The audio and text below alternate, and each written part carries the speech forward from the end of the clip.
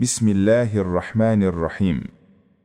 Bugünkü mövzumuz Aridul Cehl, Əhl-i Sünnə vəl Cemaata görə Cəhalətin etiqadi hökmlərə təsiri adlı kitabdan götürülmüşdür.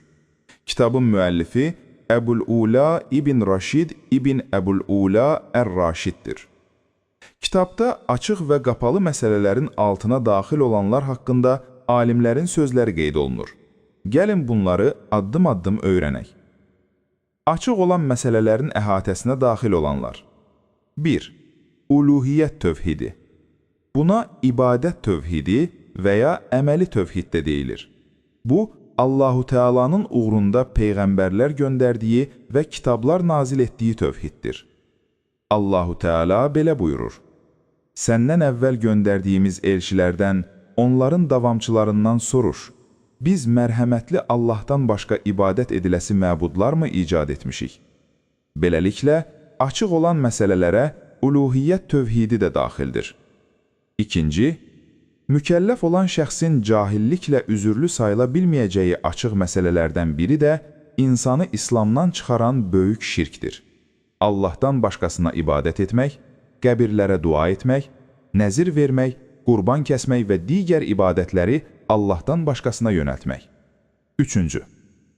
Dində bilinməsi zəruri olan məsələlər, mütəvatir və açıq hökmlər.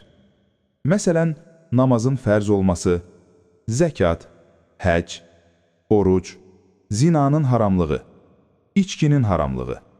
Bu məsələlərdə də cahillik üzür sayılmır. Lakin iki qrup istisnadır. İslam'a yeni daxil olanlar, uzaq bölgələrdə böyüyən və elmə çata bilməyən insanlar. Bu insanlar cahil olduqları üçün deyil, dəlilə çatmadıqları və öyrənmə imkanı olmadığı üçün üzürlü sayılırlar. Çünki öyrənmə imkanı olduğu halda belə məsələlərdə cahillik üzür sayılmır. Elm əhlindən bəziləri demişlər ki, insanların ümumi olaraq bildikləri fiqh məsələlərində və İslamın bəzi şiarlarında cahillik iddiası qəbul olunmaz. İmam Suyuti rahiməhullah belə demişdir: İnsanların əksəriyyətinin bildiyi haramlar barəsində cahil olduğunu iddia edən şəxsin üzrü qəbul olunmaz. Lakin İslam'a yeni daxil olanlar və ya alimlərdən uzaq bölgələrdə yaşayanlar istisnadır. Buna misal olaraq zinanın haramlığı, adam öldürməyin haramlığı, oğruluğun, içkinin haramlığı, namazda danışmaq, orucun pozulması kimi məsələlər göstərilə bilər. Həmçinin bir şəxsin cinayət törətdiyinə dair şahidlik edən kimsə, həmin adam öldürüldükdən sonra şahidliyindən dönərək belə desə, biz yalan danışdıq, bu adamın bizim şahidliyimizlə öldürüləcəyini düşünmürdük. Bu iddia qəbul edilməz. Çünki belə məsələlər xalqın avam təbəqəsinə gizli olan məsələlər deyil.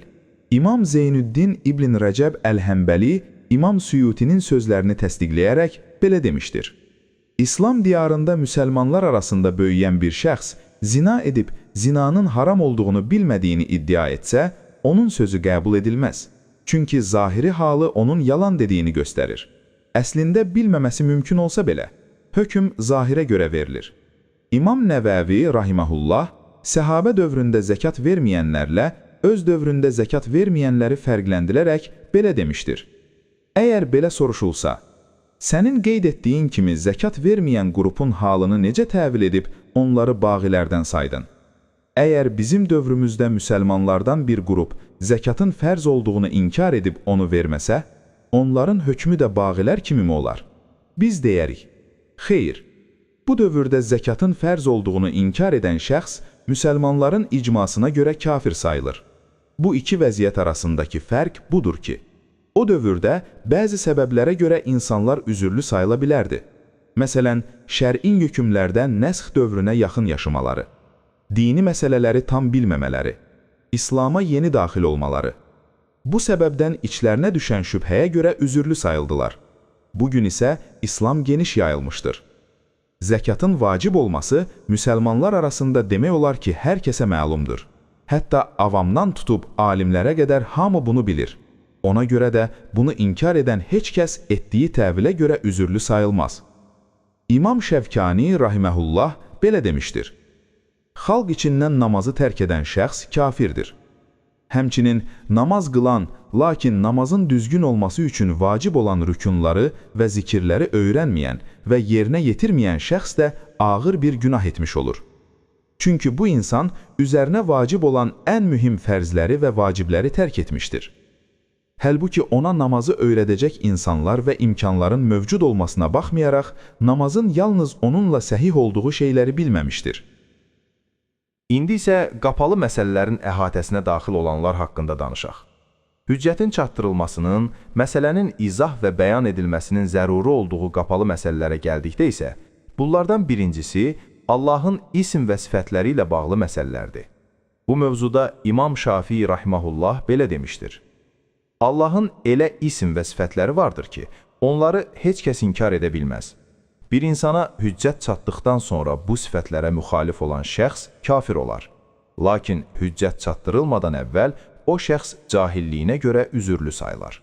Çünki bu sifətlərin bilinməsi nə ağıl, nə düşüncə, nə də fikir yürütməklə dərk edilə bilməz.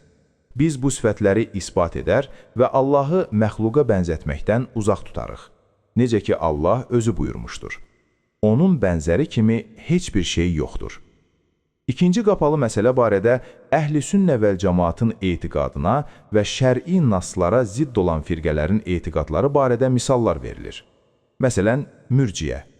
Bu firqələrin Allahın sifətləri, qədər və iman kimi məsələlərdə etdikləri səhvlər buna misaldır. Bəzi alimlər bu mövzuları Əhl-i Sünnə ilə müxalif firqələr arasında mübahisə mövzusu olan məsələlər adlandırmışlar. Bu sözləri alimlərdən İmam Zəhəbi Əl-Uluv lil-Aliyyil Ghaffar kitabında, İbn Qeyyim Əl-Cövziyyə İctimaul Cuyuş kitabında, İbn Həcər Əl-Asqalani Fəthül Bari kitabında nəql etmişlər. Burada qeyd etmək lazımdır ki, qapalı məsələlərdən danışarkən Əhl-i Sünnə ilə digər firqələr arasında ixtilaf yaranan bəzi mövzular, məsələn, Allahın istivası, Allahın ucalığı, uluv, axirətdə Allahı görmək, rüyət kimi məsələlər qapalı məsələlərə daxildir. Lakin rububiyyət tövhidi ilə əlaqəli olan bəzi sifətlər, məsələn, Allahın qüdrəti, Allahın elmi, bunlar rububiyyət tövhidinə aid olduğu üçün açıq məsələlərə daxil edilir. Rububiyyət sifətlərində cahil olan şəxsin üzürlü sayılmayacağı barədə İmam Qərafinin Əl-Furu kitabına müraciət edilə bilər. Bu mövzuda İbn Teymiyyə rahimehullah belə demişdir: Bu məsələ diqqətlə araşdırıldıqda görünər ki, bəzi sözlər küfr ola bilər. Məsələn, Allahın danışmadığını deyən və ya axirətdə görülməyəcəyini iddia edən cəhmiyyələr kimi. Lakin bəzi insanlara bunun küfr olması qapalı qala bilər. Buna görə ümumi şəkildə bu sözü deyənin küfr olduğu açıqlanar. Necə ki, sələf alimləri demişlər: Quran məxluqdur deyən kafir olmuşdu. Allah axirətdə görülməyəcəkdir deyən kafir olmuşdu. Lakin müəyyən bir şəxsə gəldikdə isə ona hüccət çatdırılmadan əvvəl onun haqqında təkfir hökmü verilməz. İmam İbn Qeyyim Əl-Cövziyyə isə İslamın əsasına uyğun olub, bəzi etiqadi əsaslarda müxalif olan firqələr haqqında belə demişdir. Məsələn, Xəvaric, Mötəzilə, Qədəriyyə, Cəhmiyyə, Mürciyə. Bu firqələr müxtəlif qruplara ayrılır. Onlardan bəziləri dərin anlayışa məhrum cahillərdir. Əgər bu insanların elm öyrənmək imkanı yoxdursa, onlar təkfir olunmaz, şahidlikləri də rədd olunmaz.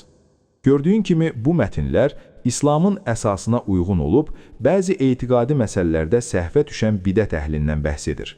Bu məsələlər hüccət çatdırılmadan əvvəl cahil və ya inkar edən şəxsin təkfir olunmayacağı qapalı məsələlər sayılır. Məsələn, Mötəzilənin bu mövzularda etdiyi müxalifət kimi. Mötəzilə firqəsi deyir ki, Peyğəmbər sallallahu aleyhi və səlləmin şəfayəti yalnız möminlərin savabının artırılması üçündür. Böyük günah etmiş müsəlmanlar üçün şəfayət yoxdur. Onların fikrincə, böyük günah edən insan tövbə etmədən ölərsə, cəhənnəmdə əbədi qalacaq. Bu isə Əhl-i Sünnəyə ziddir. Əhl-i Sünnə alimləri deyirlər ki, Peyğəmbər sallallahu aleyhi və səlləm böyük günah etmiş bəzi müsəlmanlara şəfayət edəcək. Onlar cəhənnəmə girsələr belə əbədi qalmaz, sonda çıxacaqlar. Və yaxud Sirat körpüsü haqqında dedilər ki, bu həqiqi yox, məcazi körpüdür. Həmçinin dedilər ki, insan öz əməlinin yaradıcısıdır. Yəni insan etdiyi əməli öz gücü ilə yaradır. Əhl-i sünnə isə deyir ki, əməlləri Allah yaradır. İnsan isə iradə və seçim edir. Üçüncü məsələlər isə insanlar arasında geniş yayılmayan və dində bilinməsi zəruri olmayan fiqhi məsələlərdir.